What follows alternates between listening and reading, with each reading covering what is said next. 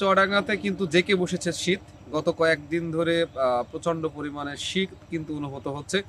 এ জেলার মানুষ কিন্তু বেশিরভাগ যে সমস্ত খেটে খাওয়া মানুষ আছে তারা কিন্তু অনেকটাই মানবতার জীবনযাপন করছে। বিশেষ করে যে সমস্ত পরিবহন রিক্সা, ভ্যান, ইজি বাইক চালক আছে তারা কিন্তু সবচাইতে বেশি কষ্ট মধ্যে কিন্তু তারা আছে। কারণ সকাল থেকেই তারা দেখেছি যে রাস্তাঘাটে গাড়ি নিয়ে বের হচ্ছে এবং আমরা দেখেছি এই নভেম্বরের শেষ পর্যায় এখন কিন্তু অনেকটাই শীত অনুভূত হচ্ছে এবং ডিসেম্বরের শুরুতে কিন্তু আরো শীত অনুভূত হবে বলে আমরা জানতে পেরেছি।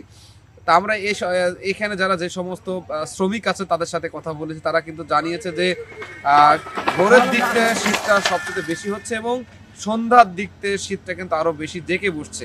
যার ফলে এই অঞ্চলের যে সমস্ত মানুষ বিশেষ করে জানেন এখন কিন্তু আহ, বিভিন্ন ধরনের ফসল কিন্তু মাঠ থেকে উঠছে। এই শীতকে উপেক্ষা করে কৃষকরা তারা দিনরাত পরিশ্রম করছে। আমরা ইতিমধ্যেই হাসপাতালগুলোতে খোঁজ নিয়েছি, বিশেষ করে চুয়াডাঙ্গা সদর হাসপাতালে আমরা কথা বলেছি। তারা কিন্তু জানিয়েছে প্রতিদিন এই শীতজনিত কারণে বিশেষ করে ঠান্ডা এবং নিউমোনিয়ার প্রায় প্রতিদিন 50 থেকে 60 জন কিন্তু শিশু এইখানে ভর্তি হচ্ছে চিকিৎসার জন্য। শিশুদের পাশাপাশি মধ্য বয়সের মানুষও কিন্তু এখানে হাসপাতালে আসছে।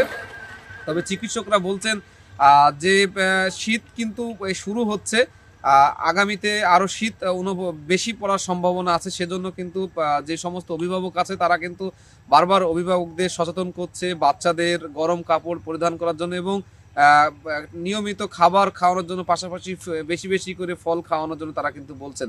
আমরা ইতিমধ্যে আবহাওয়া অফিসে কথা বলে তারা কিন্তু জানিয়েছেন আজকে দেশের চুয়াডাঙ্গা জেলার সর্বনিম্ন তাপমাত্রা রেকর্ড করা হয়েছে 15.8 ডিগ্রি সেলসিয়াস।